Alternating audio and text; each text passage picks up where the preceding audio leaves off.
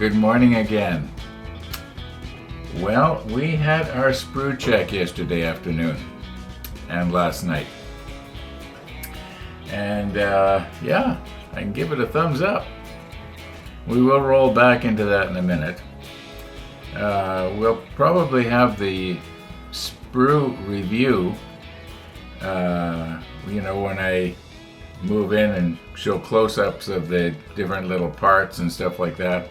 I think I did that for the Rodney a year ago. At least that's the plan. I like the way UK Jason does his kit reviews. Yeah, I like that he has the camera sitting there looking at him and he's talking about the stuff. Thumbs up to you there, Jason. I like that. Problem is, you're you and I'm me. If I try to copy you, I'm going to maybe be a little bit uncomfortable. No.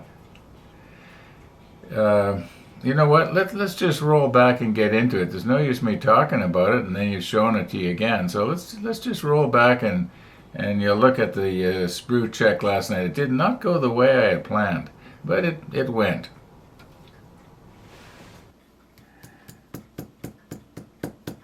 Okay, I was making up labels here to put in with the packages of sprues, and I was going to video the whole process, and then I realized just how incredibly boring that is.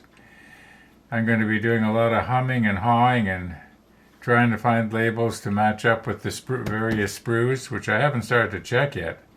Now, some of these packages are really obvious. Like, there's the three pieces that we looked at yesterday: the hull, the foredeck, and the aft deck.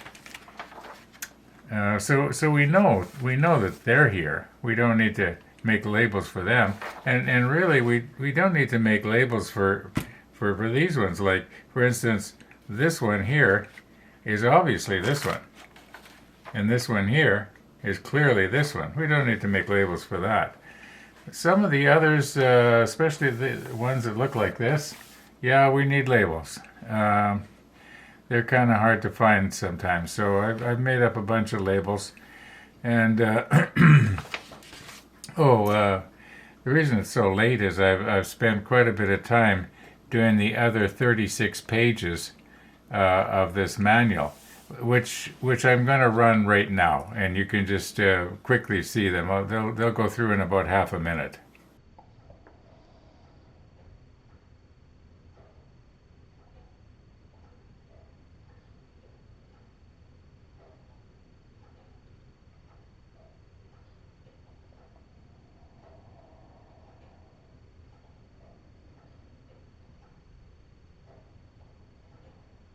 Okay, that was about half a minute, I guess. And yeah, so I'm just going to go ahead and do this. Do you remember when we did the parts check for the Bismarck, and I couldn't find the anchor chains? And do you remember the Bismarck came with an extra turret? It was sort of a see-through thing. Tony ended up with it, and anyway. The anchor chains, and I think the package of decals was in this little box that was the parts for the extra turret, and I never thought to look in there. I think we just sort of found it by accident, if you remember. And I wasn't the only one that had that happen to. I remember 3 or 4 months later, somebody didn't know that I'd found it in the turret box, and I think it was called the bonus turret or something. I forget now. Anyway, he says, "Did you something about he didn't have the anchor chains?" And I says, "Look in your turret."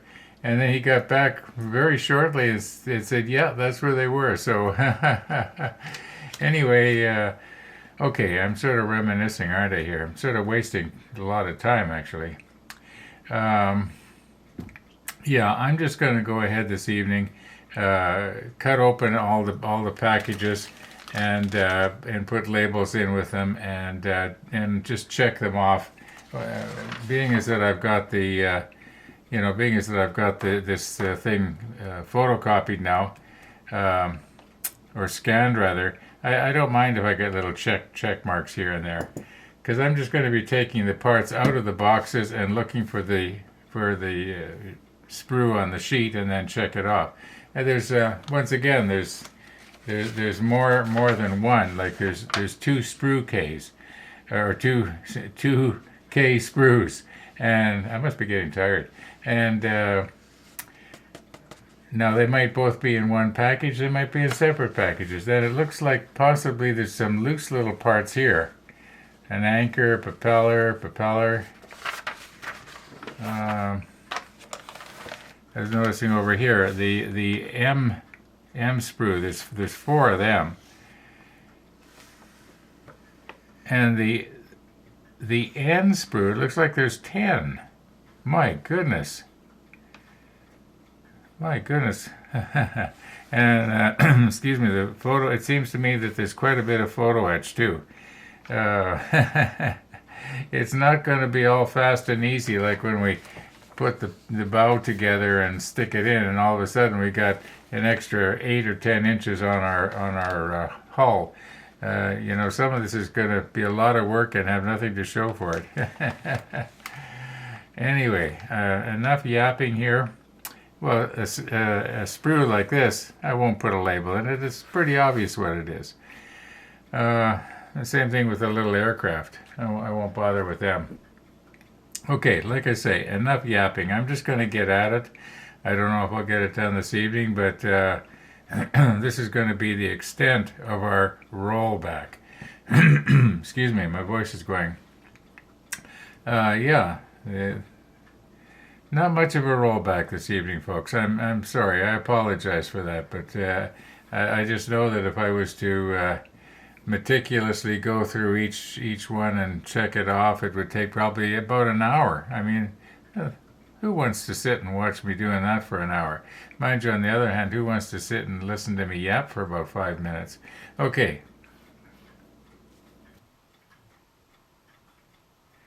Okay, we're done. And Tennessee Jim, I'll bet you never thought when you mailed me that black palm wood many years ago that I'd turn it into a pen that would one day be used to put labels, make labels for a model ship. Okay. I thought we were missing a couple of items. Very soon in the perusing through, I came across 2 propeller shafts. And I thought, okay, there's got to be 2 more somewhere, because there's 4 propellers, right? Nope, didn't show. And then later I discovered that, by looking in the manual, that 2 of the propellers actually mount on plastic parts. Solved that problem. And then I got near the end and I thought, you know, I haven't come to the anchor chain. And I thought, did I jinx it by talking about it? No, I don't believe in stuff like that. In fact, I'm not superstitious at all. You know, I believe in science. Anyway, I did find it. It was in with one of the packages that contained a sheet of a fret of photo etch, and I just didn't see it. Well, I eventually did. So bottom line is, nothing is missing, and as near as I can tell, nothing is broken. When we look at some of the sprues, we won't look at them all because some of them are duplicates, but we will take our time, and I think you'd probably like to see some of the sprues, what the parts look like. There's a lot of parts, and there really was 10 sprues of, I think it was the N sprue. There's 10 of them.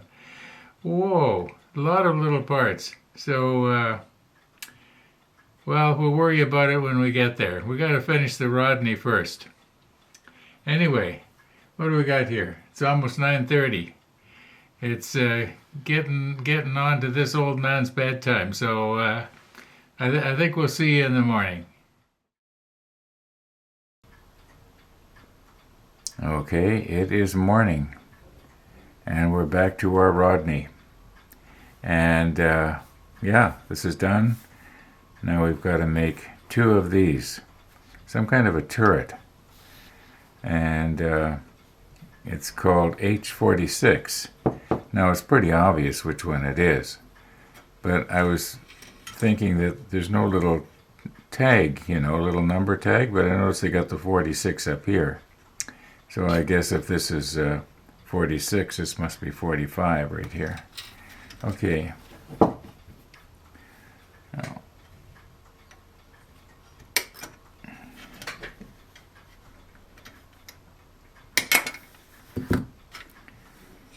well, that wasn't very careful. Okay, so we got that. Now we got to get this one here, the 22. Well, that's pretty obvious as well. Maybe I don't need these heavy-duty homemade cutters here. You know what? I think what I'm going to do is I'm going to use these ones here, and that way there's less chance of damaging the edges if the tab should break off. Okay. Now we need the same pieces off of the other one.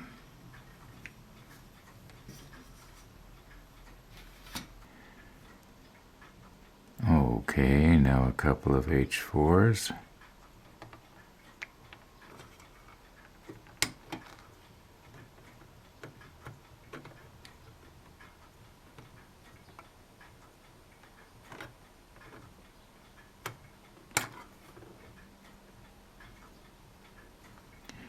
Now I nipped this one a little bit close to the part there, but I think it's going to be okay.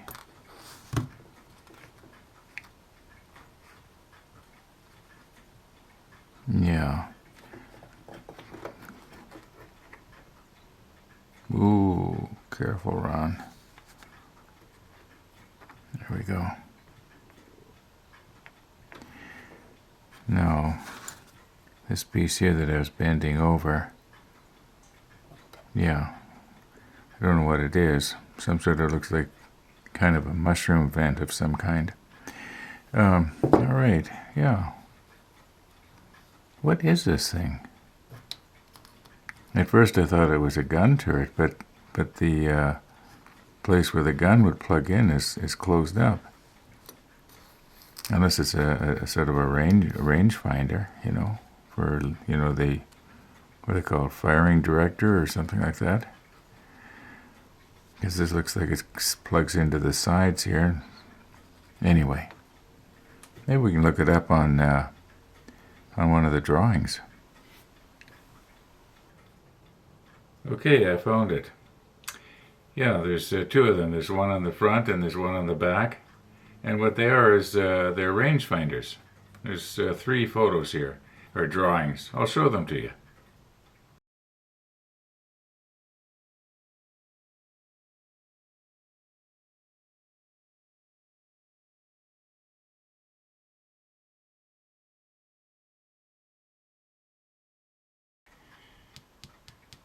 Now I realize that in time we will be placing these on the model and it will be really clear where they go.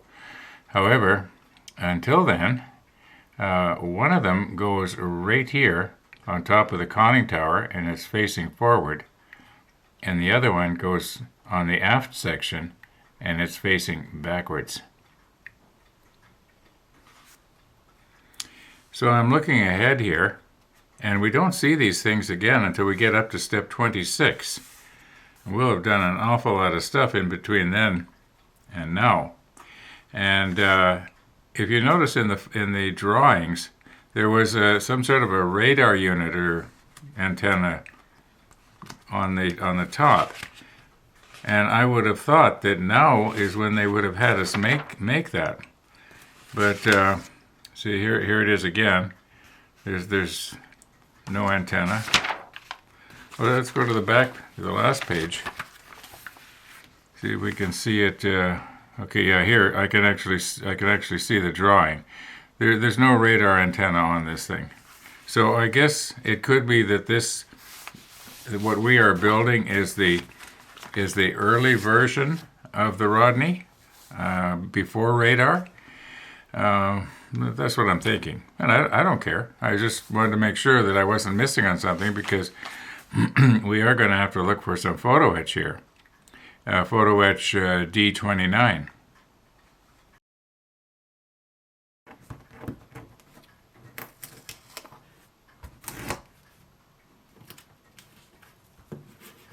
Okay. Now this thing isn't going to move around while I'm poking at it. And the piece we need is this piece right up here in the upper left-hand corner. I'll put the macro lens on.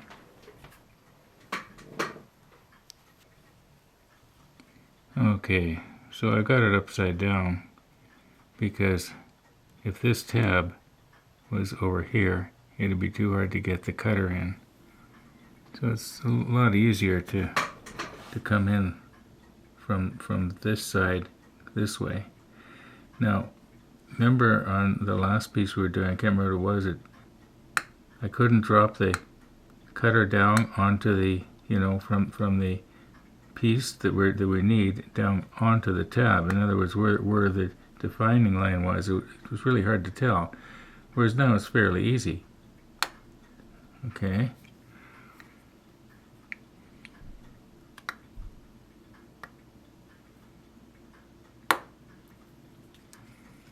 It's much easier to make a real clean cut right up against the edge of the part.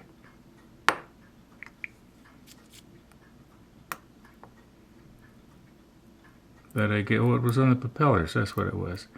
But, I'm sure that the Trumpeter had their reason why they did it the way they did it.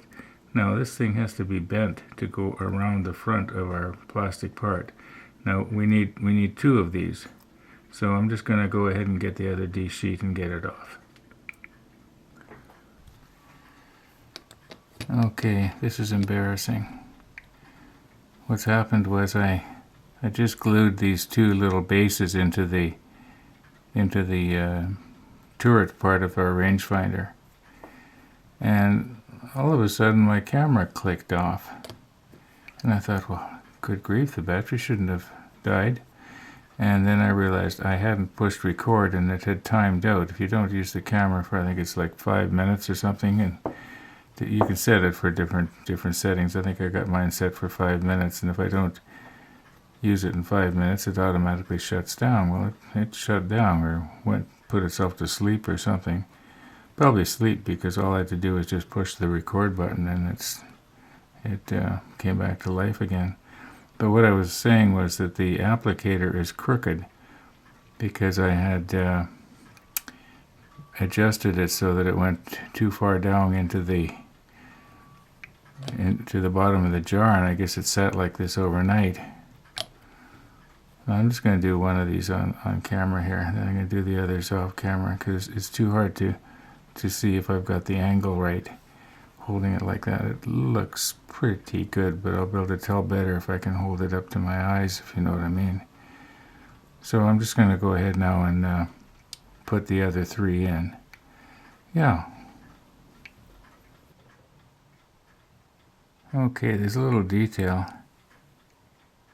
Wraps around the front. So I have to put a little radius on it. Probably it looks like the radius should start about, if I get it centered here. It's pretty much centered, I guess. Anyway, the radius should start, it looks like right at the end of this slot here, and the end of that slot there, and go that way and go that way, and the rest of it is supposed to be flat. And my hope is to make it so that it'll be like a little bit of a clip, so that when I shove it on, it's going to naturally want to stay there. So let's just see if we can't do that. Now, the radius has to be done in such a way, mind you, I can turn it around, I guess. You'll notice that the wide slots, there's two little dots, two little holes in the bottom, and 4 or 5 slots along the top. Well, those ones along the top are actually the top. It's supposed to go up. I don't know if that's supposed to represent windows or what. Probably windows. Yeah, it's just a little detail that I guess they felt they couldn't mold in the plastic. Or either that or they thought, let's make something out of photo etch, and we've got to have photo etch on this piece. What can we do? Sometimes you kind of wonder. As I've said before, I would personally be just as happy, I think, if they had all the parts in plastic. But that's me. Other people just love the add-on kits that are just loaded with detailed photo etch, and well, that's fine. I like that. I like that too. I can appreciate that, but it's not for me, I'm afraid. Okay, so let's just set up here. What do we got here? It's only 2:38 in the afternoon, so I think I got time to do that. Okay, I went down into my workshop and I cut a piece of inner tube rubber out of an inner tube, and I'm going to try and see if we can't just bend this now. Now remember these, it has to go this way up. Okay, right now, by the way, while I'm thinking of it, it is absolutely beautiful outside. And earlier this morning I shot this scene.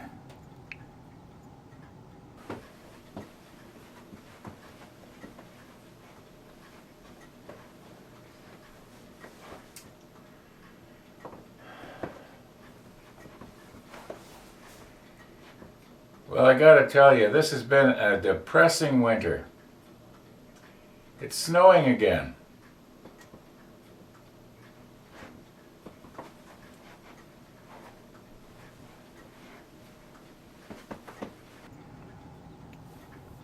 So, okay, now if I can remember to show you my thermometer right now, because we're going to end this off pretty quick here. You know what? This nail that I've got, or whatever this is, yeah, this wasn't a nail. What was this? I custom made this for something, and I had sharpened the end to a very sharp point for some reason. This used to be a nail, I'm pretty sure. No, oh no, it wasn't. It used to be some kind of a, I don't know what it was. Oh, you know what? This is one of those little drills that I accidentally broke. I wasn't going to show you that. Well, I guess I did now. Okay, let's see if I can find something a little smaller in diameter here. Okay, this is my smallest steel dowel. I think it's probably about 1/16 of an inch in diameter. And let's move this out of the way here. Whoops. Alright, now remember, we just need the curve. I got that the right way? Guess it really wouldn't matter, because like I say, I could just flip it over. Okay, now we want the curve to start and come this way. So let's just see how this is going to go now.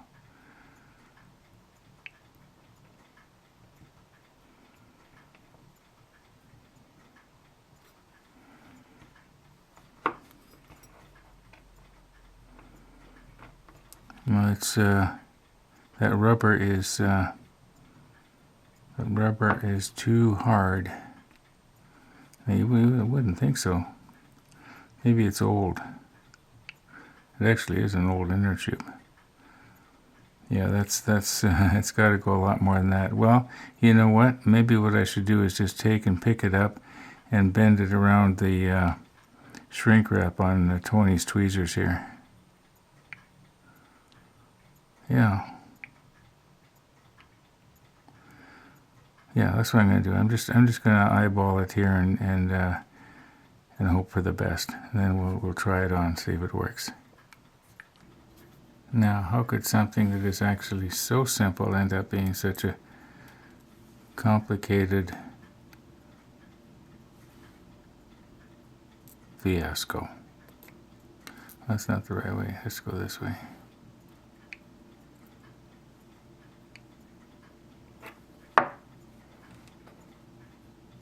This is actually the first time I'm trying this, so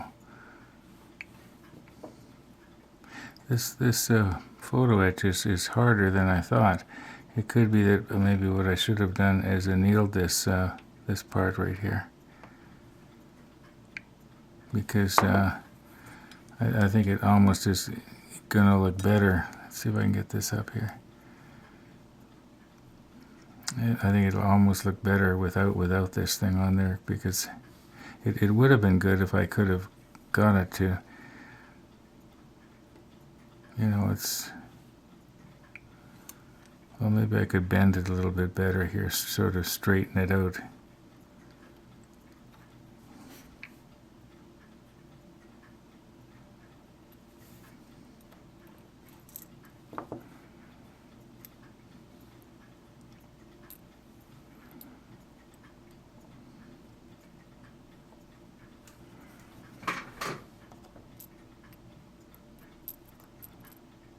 Come on.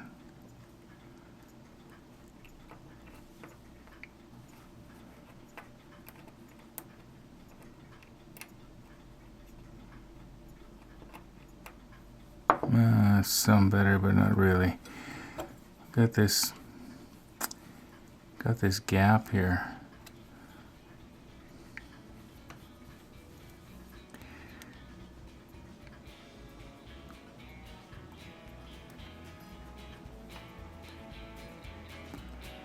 Well,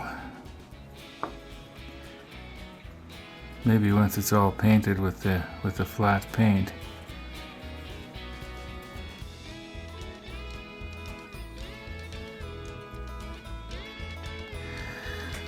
Anyway, okay, 7.9 degrees Celsius outside right now, and there's water in the streets. What a difference from about 7 hours ago this morning. Thanks for watching, everybody, and all being well, I might do the sprue review tonight. I'm thinking about doing it in 8K, in which case I would have it on a separate episode. And just remember, you can still watch it just because it's in 8K. Select a lesser like in YouTube, you can select a lesser quality, and it'll work on almost anything. Yeah. Anyway, thanks for watching, everybody, and all being well, we'll see you tomorrow.